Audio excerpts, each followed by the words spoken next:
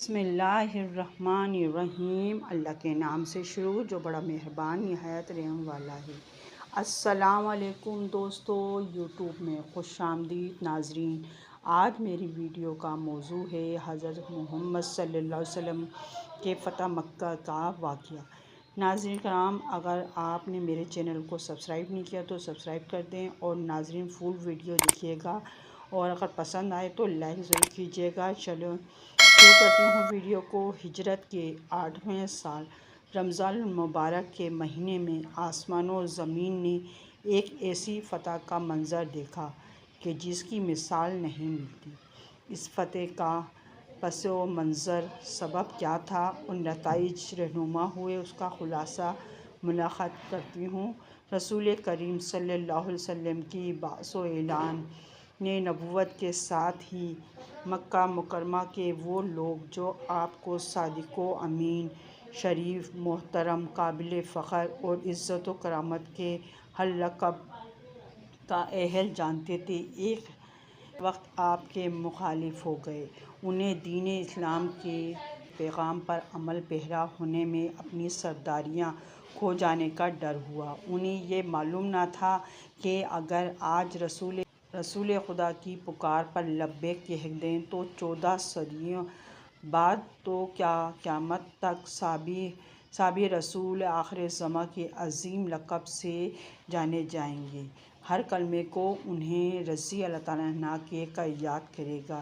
ناظرین کرام، قرآن میں ہے وَكُلًّا وَعَدَ اللَّهُ الْحُسْنَىٰ، یعنی کا مزہ سنائے گا، بلکہ یہ ان کے نصیب میں ہی نہ تھا۔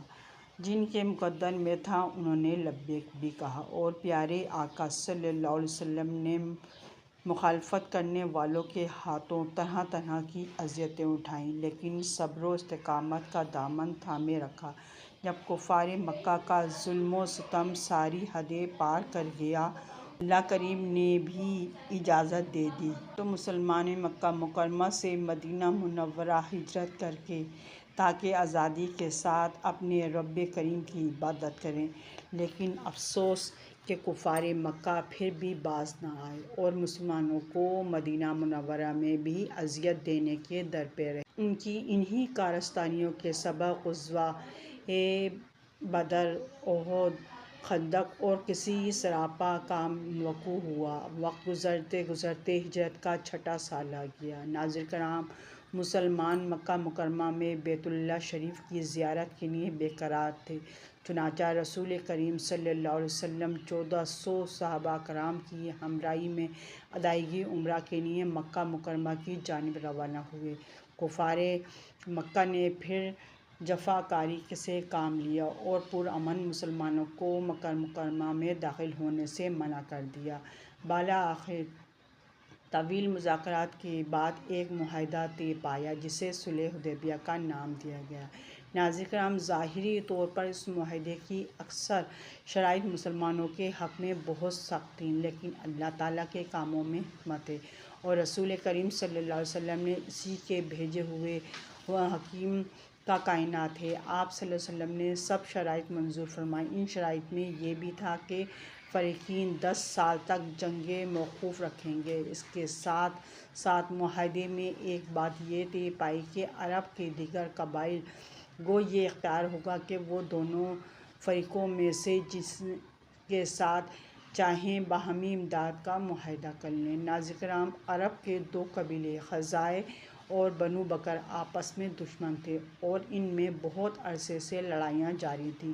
صلح حدیبیہ کے بعد قبیلہ خزاعہ مسلمانوں کا دوست بن گیا اور بنو بکر نامی قبیلے نے قریش کے ساتھ اتحاد کر لیا۔ اب چونکہ صلح کے معاہدے کی وجہ سے مسلمانوں کی طرف سے حملے کا کوئی امکان نہیں تھا، اس لیے بنو بکر کی ایک شاخ بنو نفاسہ نے موقع غنیمت جانتے ہوئے کفار قریش کے ساتھ مل کر بنو خزاعہ پر اچانک حملہ کر دیا۔ یہ واضح طور پر صلح حدیبیہ کے معاہدے کی خلاف ورزی تھی، جس میں بنو خزاعہ کو کافی جانی نقصان اٹھانا پڑا۔ اس واقعے کی خبر جب رسول اللہ صلی اللہ علیہ وسلم کو ہوئی تو آپ نے قریش کی طرف پیغام بھیجا کہ 3 شرطوں میں سے کوئی ایک شرط قبول کر لے۔ نمبر 1 غزہ کے مقتولین کا خون بہا یعنی ان کے قتل کا بدلہ دے۔ نمبر 2 بنو ثقافہ کی حمایت سے وسط برادر ہو جائیں۔ نمبر 3 اعلان کر دیں کہ حدیبیہ کا معاہدہ ٹوٹ گیا۔ فرقہ بن عمر نے قریش کا نمائندہ بن کر کہا ہمیں صرف تیسری شرط منظور ہے۔ ناظرین کرام 10 رمضان المبارک 8 ہجری کو نبی اکرم صلی اللہ علیہ وسلم 10,000 کا لشکر لے کر مکہ کی طرف روانہ ہو گئے۔ مکہ شریف پہنچ کر آپ صلی اللہ علیہ وسلم نے یہ رحمت بھرا فرمان جاری کر دیا کہ جو شخص ہتھیار ڈال دے گا اس کے لیے امان ہے، جو شخص اپنا دروازہ بند کر لے گا اس کے لیے امان ہے، جو مسجد حرام میں داخل ہو جائے گا اس کے لیے امان ہے۔ مزید فرمایا جو ابو سفیان کے گھر میں داخل ہو جائے اس کے لیے بھی امان ہے۔ نمبر 3 پھر آپ صلی اللہ علیہ وسلم نے کعبہ مقدسہ کو بتوں سے پاک فرما کر کعبہ شریف کے اندر نفل اور فرمائے اور باہر تشریف لا کر خطبہ ارشاد فرمانے کے بعد کفار قریش سے ارشاد فرمایا بولو تم کچھ معلوم ہے کہ آج میں تم سے کیا معاملہ کرنے والا ہوں۔ کفار آپ صلی اللہ علیہ وسلم کی رحمت کو مد نظر رکھتے ہوئے بولے آپ صلی اللہ علیہ وسلم والے بھائی اور کرم والے بھائی کے بیٹے ہیں۔ نبی کریم صلی اللہ علیہ وسلم کی رحمت جوش میں آئی اور یوں فرمایا ترجمہ آج تم پر کوئی الزام نہیں، جاؤ تم آزاد ہو۔ بالکل غیر متوقع طور پر یہ اعلان سن کر کفار جوق در جوق دائرہ اسلام میں داخل ہونے لگے۔ اس عام موافقہ کفار کے دلوں پر بہت اچھا اثر ہوا اور وہ آ کر آپ کے ہاتھ پر اسلام کی بیعت کرنے لگے۔ فتح مکہ کے روز 2,000 افراد ایمان لائے تھے۔ ناظرین کرام حضرت سہیل بن عمر رضی اللہ تعالیٰ عنہ سردار ان قریش میں سے تھے۔ پہلے اس خوف سے اپنے گھر میں بند ہو گئے تھے کہ کہیں مجھے قتل نہ کر دیا جائے، کیونکہ حالت کفر میں انہوں نے اسلام کی بہت زیادہ مخالفت کی تھی۔ انہوں نے اپنے بیٹے جو مسلمان تھے اس کے ہاتھ سرکار صلی اللہ علیہ وسلم کی یادگار میں امان کا پیغام بھیجا تو آقا صلی اللہ علیہ وسلم نے انہیں امان عطا فرما دی اور اس کے بعد وہ ایمان لے آئے۔ ناظرین کرام حضرت عبداللہ بن سعد بن ابی الاسرار رضی اللہ تعالیٰ عنہ یہ بھی قریش سرداروں میں سے تھے۔ حضرت سیدنا عثمان بن عفان رضی اللہ عنہ کے رضاعی بھائی تھے۔